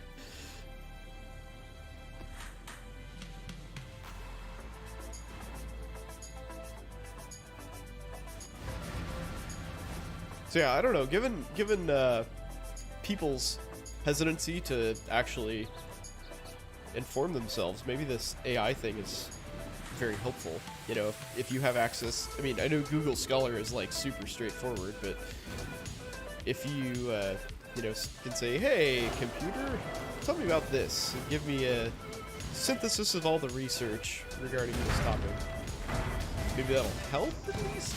I mean, probably not, but. Let me have my fantasies, please. Let me have my fantasies.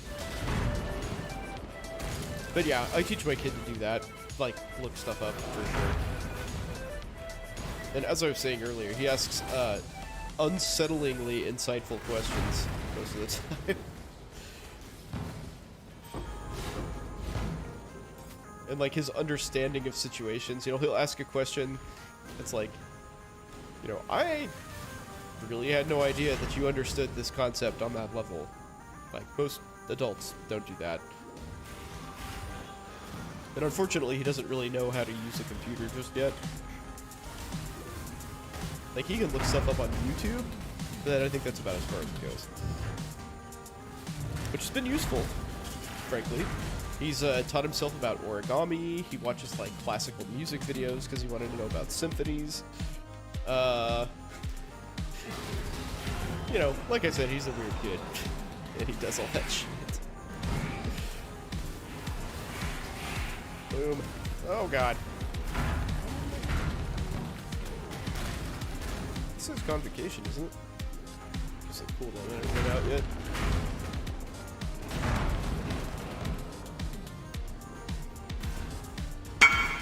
Beep. Helpful Deceiver for 2 chaos. Yes, sir. Get in my party, sir.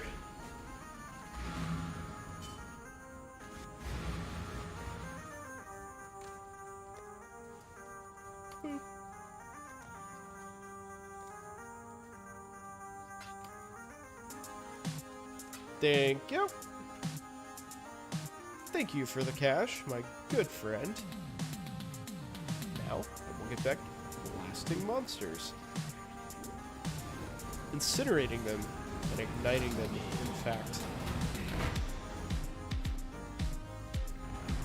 I think I've only seen one rogue exile so far, right? Maybe they're all like concentrated by the boss or something. They're all just gonna show up and be like, "Surprise, motherfucker!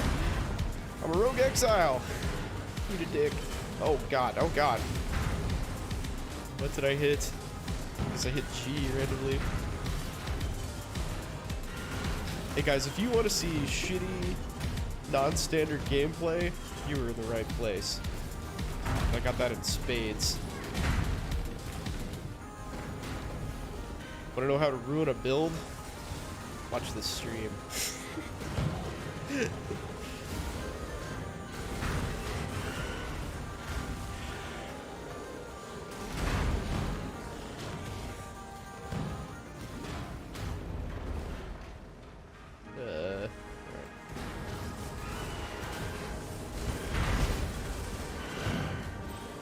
does put down some pretty serious ignites, though, I'll say that.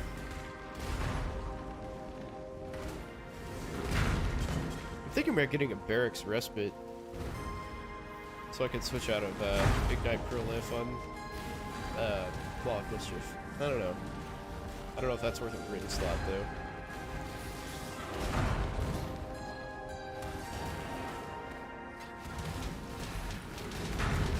Barracks is kind of nuts, and I have the shock too. I have the shock ascendancy for Elementalist. So Barracks will spread that too. Barracks I think is really cheap this league. It's like 8C or something. I want to get rid of any of these searches. Yes, I do.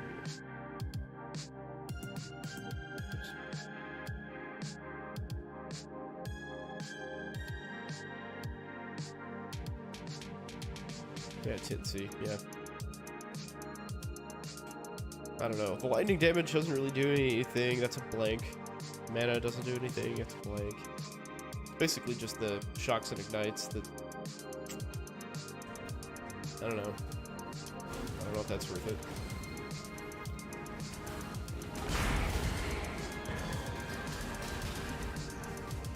Yeah! Look!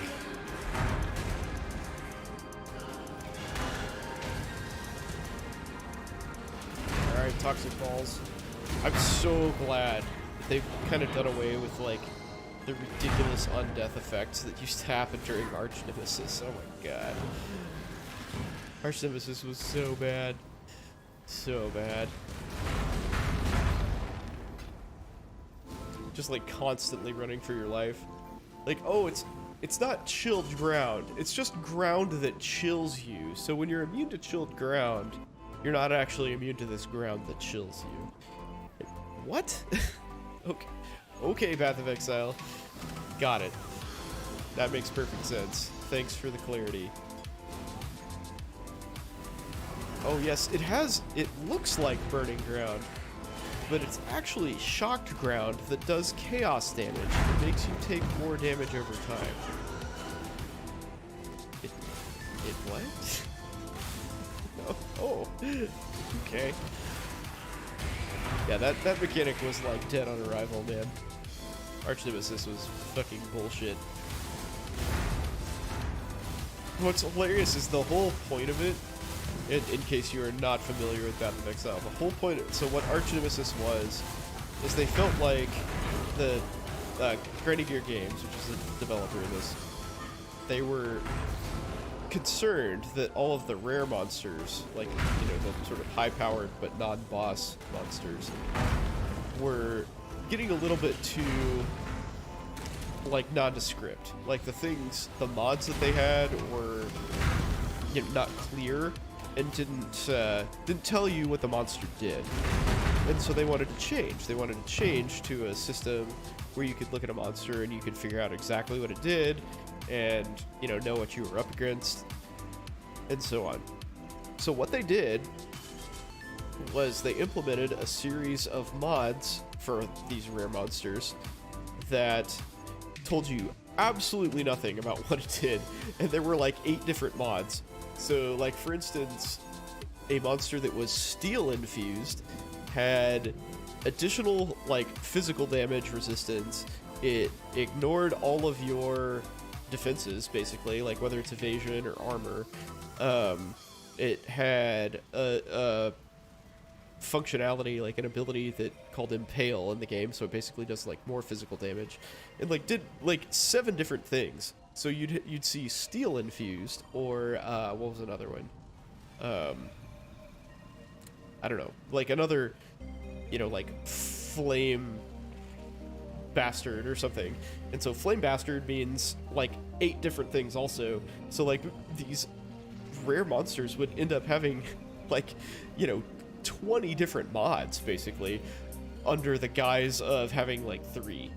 And so they were basically unkillable. They were super tanky and just ridiculous and terrible to play with. And they made the problem that they were trying to solve worse by introducing all of these like nebulous mods that nobody really had any idea what they actually did. And so fortunately, they decided to just pretty much scrap that mechanic. And so all the rare monsters now are much more straightforward, and they tell you kind of like what happens. So like the monsters I was bitching about that are like fire and ignite resistant, guess what? They're fire and ignite resistant. They don't have any other like random crap that you don't know about. You know, where like you hit them and they fuck your mom or something. Sorrow of the Divine. Ooh. So I was thinking about doing a Pathfinder with Sorrow of the Divine. So I think I'm going to hold on to this because that is literally perfectly rolled. I wonder if that's worth anything.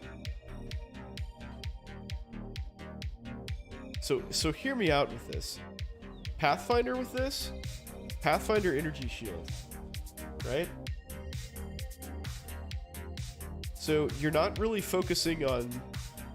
so it has Zealot's Oath, which is a problem. I thought about using that for this build, but one of the main survivability perks of this build is all the stone golems it has. So life recovery, basically. So Zealot's Oath is going to put your life recovery on your energy shield, and that's a big issue, because then your life doesn't recover. But if your life recovery is purely from flasks, Zealot's Oath doesn't really mean anything, and this is pure buff. So on a Pathfinder, this is a gigantic upside. And you can just have this on, like, whenever your flask gets used or something. So, like, when adjacent flasks are used.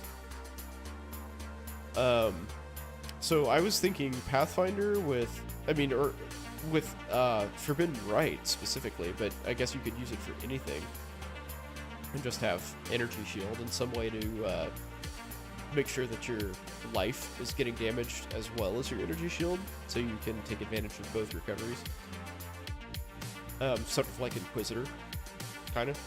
Like, everybody knows Inquisitor is super tanky because of its crazy regen. Well, this is that, but even better.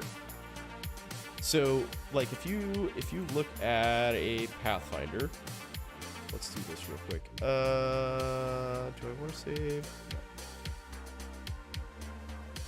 So I'm just gonna mock up a really quick Pathfinder here with a bunch of random flask nonsense.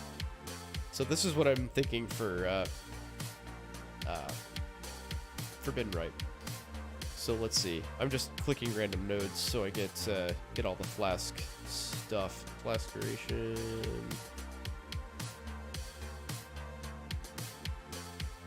There's a couple like really important clusters that you need, like those. Let's search. Oh yeah.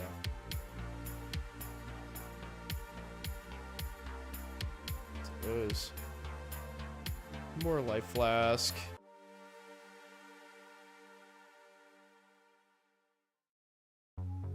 So I think that's probably enough, honestly.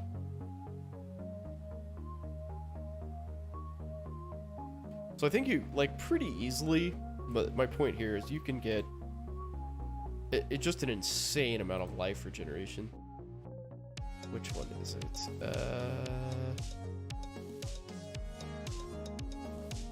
Oops. So you want the increased amount removed, depleting life flask? No, that's not fun.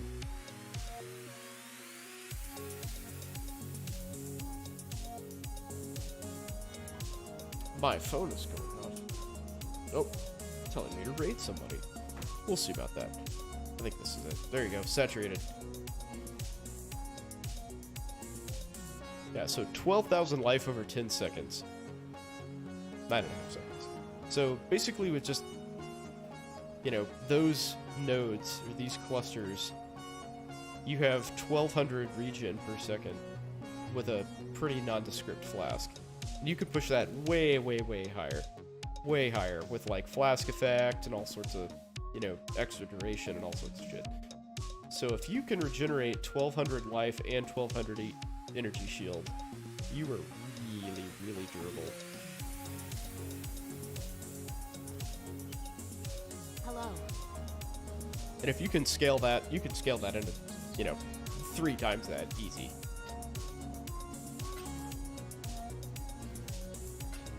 Keep your eyes sharp. So yeah, Sorrow the Divine, gonna take that. That might be my next character. Last 12 seconds. Jesus. That's a lot. That's a long acting flask.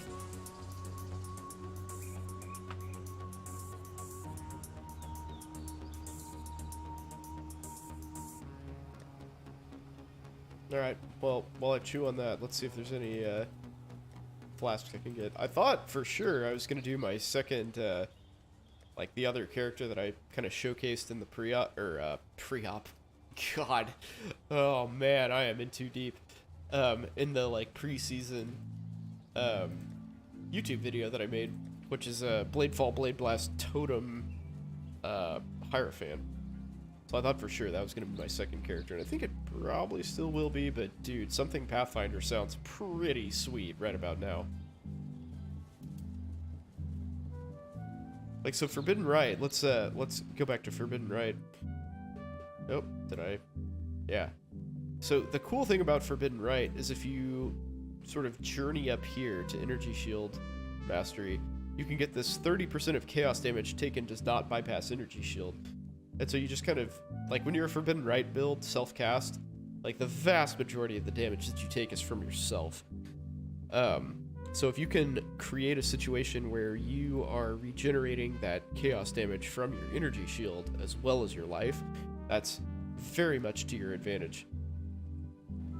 And so that's what made me think of Forbidden Rite. I haven't set up a character that's, you know, I haven't like mocked it up in any sort of meaningful fashion, but we'll see how it goes.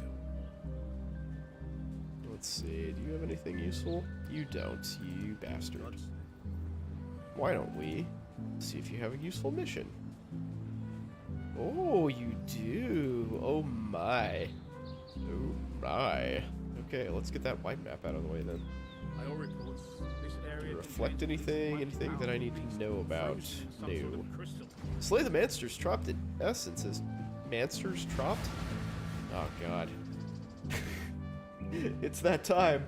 It's that time, folks.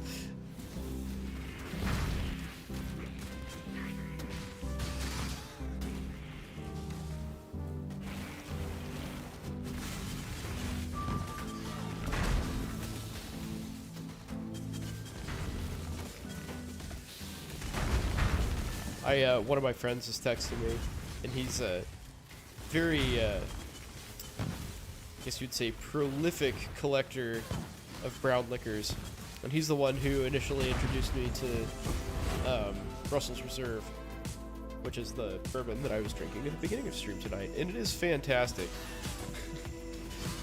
He's trying to get together with us.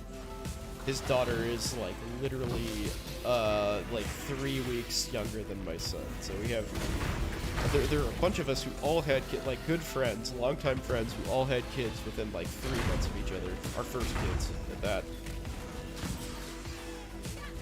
and he's one of them. This guy, he showed me a picture of his like bourbon and whiskey and scotch collection. It's like an entire wall of his house of just top shelf stuff. It's so good. And I kind of feel bad because every time he comes over, he brings like an $80 bottle of bourbon. And, you know, I enjoy it for sure. What does he do? I'm not entirely sure what he does, but he is in finance, is the short answer. He's been in banking. He's kind of been like tangentially related to advertising. He's done payroll sales before, but like he's a hustler, man. He is hardcore hustler, and he does very well for himself.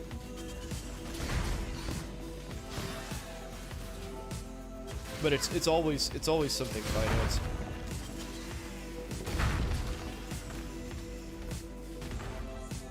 But yeah, I feel like kind of an asshole because, you know, he'll bring over some like super nice drink, and I mean, shit, for the 4th of July, he brought over the Russell's Reserve, which is, you know, not like super expensive, but it's nice stuff. And then like a $150 bottle of Japanese whiskey. Oh, divine, hell yeah. Look at that.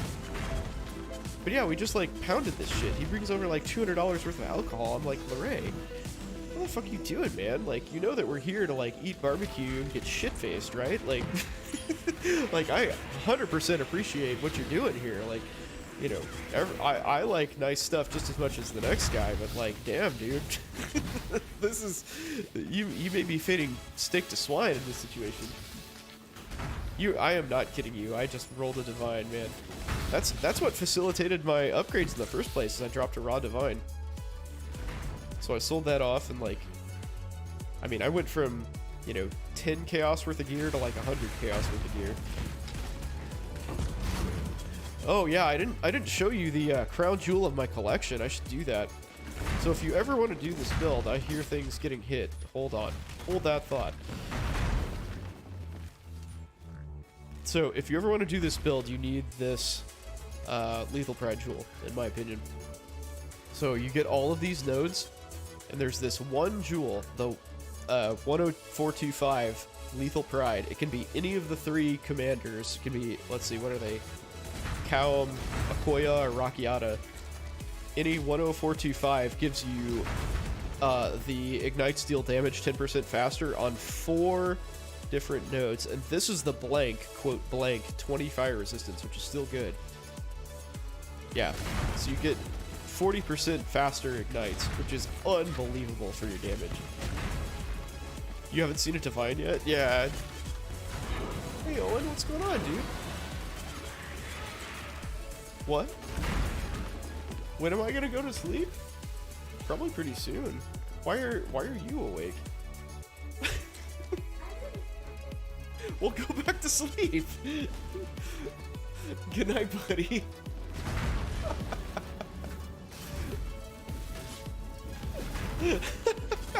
My kid coming in to criticize my sleeping habits. What? Yeah, I have. Okay, I'll go to sleep soon.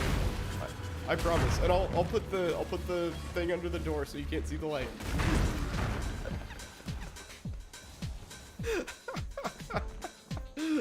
I'll be right back.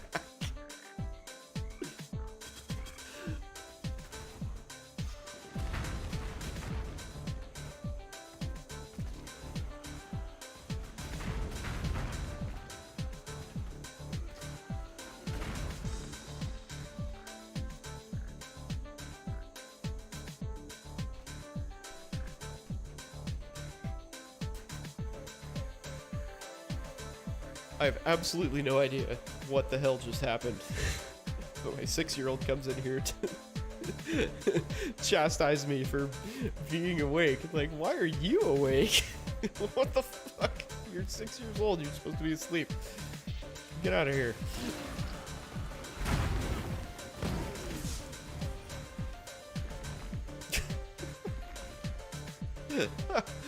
Oh, man.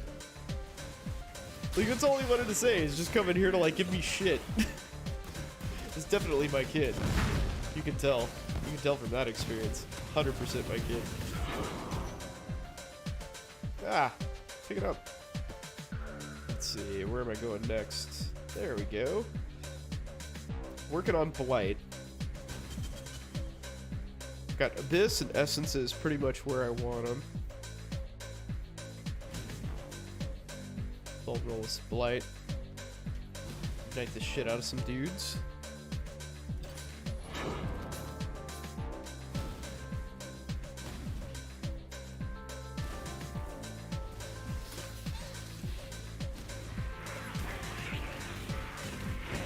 Yeah, I'm happy with the passive tree so far.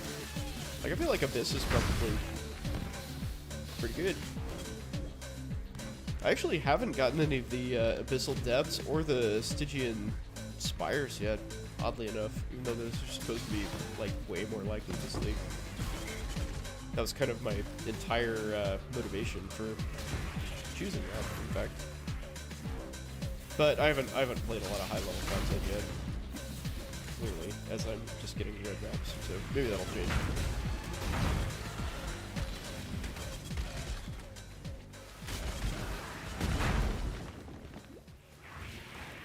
We'll see. But yeah, dropping the raw divine orbs has been super helpful.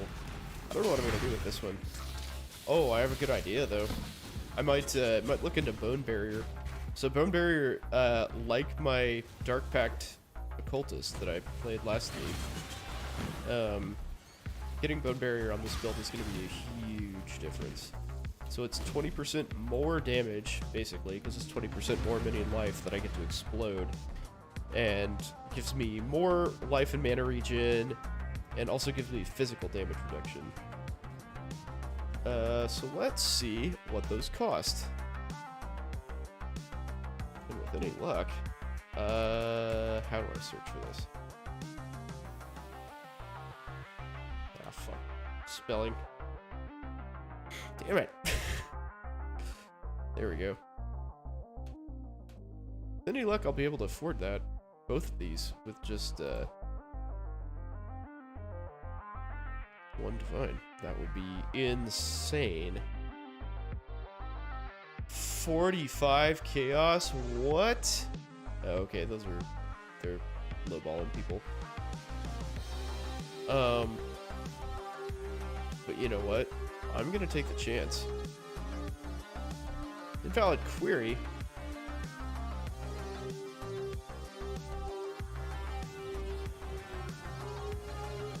Oh, no shit. I'm actually gonna get that for 45C? What? Okay. Damn.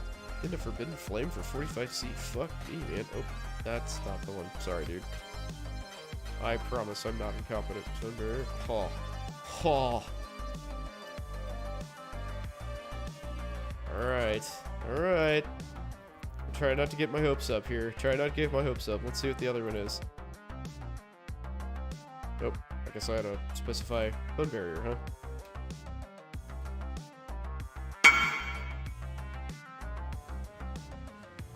Sure. 2 chaos. Come on. What? Yeah, there we go.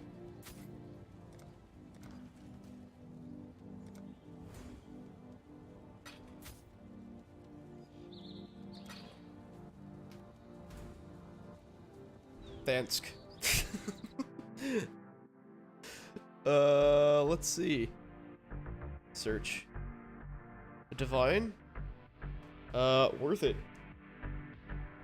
15C off your first divine. Nice. Yeah, I don't think outside of, like, I think I earned like 70 chaos and then I found a divine. I want to spend a divine on this. There's bunches of divines right now. Oh, 155C, so that's actually less than a divine. Stupid trade site. They don't ever keep up with the value of divines, like on the open market, so when, like, the value of divines versus chaos is always fucked up, so you get stuff like this. Like, one divine is like 180 chaos right now. So even though that's, you know, less than these values, it's still way down here.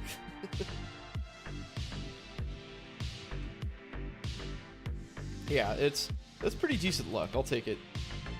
I will take it. Do I want these, though? Man, I don't know if I want to just, like, burn a divine on that. I guess I do. But I have to, like, arrange my tree. I've got this, and then I need 2 more. So what do I want to give up, I guess, is the question. What passives do I want to give up? So I can farm a passive out of this. If I get a Blessed Rebirth that has 4 slots.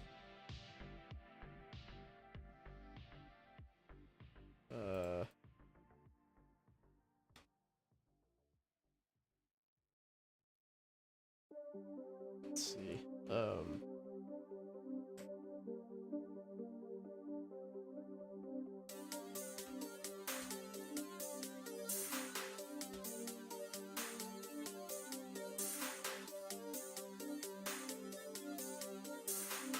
22 chaos, you fuckers. Bodyguards? What bodyguards do?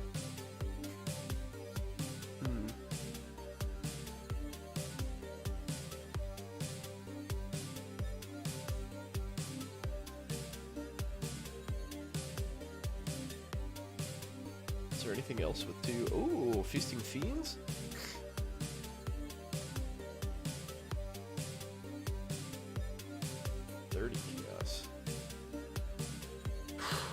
I want to spend an extra 8 chaos for 10% increased damage.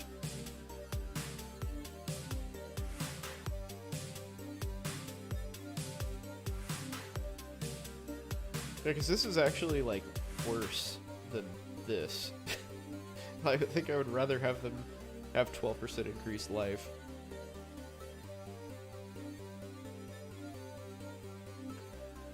So there's one with bodyguards again. Bodyguards.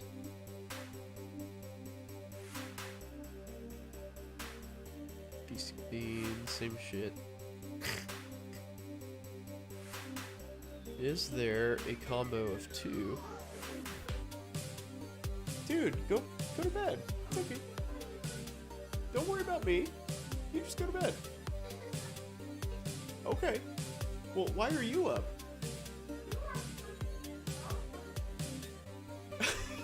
Okay. Well, why don't you lay down and close your eyes? Why don't you lay down and close your eyes? Why are you awake? Okay, that's a deal. Good night. My kid's telling me what's up, man. I will. Good night.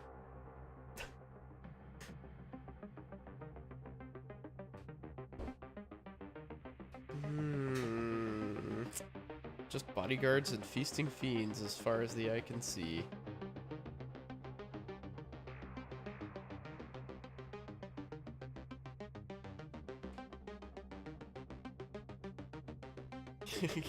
I'll have to go to sleep, yeah, for sure. My kid says so. Shit. Dang, 22C, man. Hey, take it easy, man. Have a good night. Thanks for coming out. Alright, I'm just gonna bite the bullet and buy that.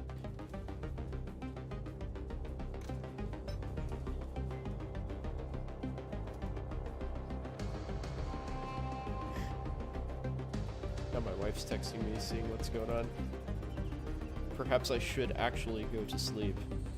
Oh, I only have 39 chaos. Okay, yeah, I will take their advice. I'm gonna go to bed too. Thank you everybody for coming out. I hope you had fun. I will be back on Wednesday at 8 Central. Have a great week. Take it easy. Join Discord if you haven't. It's right here. There it is. Thank you again for your support. Oh, I'm gonna trade some shit. Have a great night. Peace out. As I trade. Oh my god.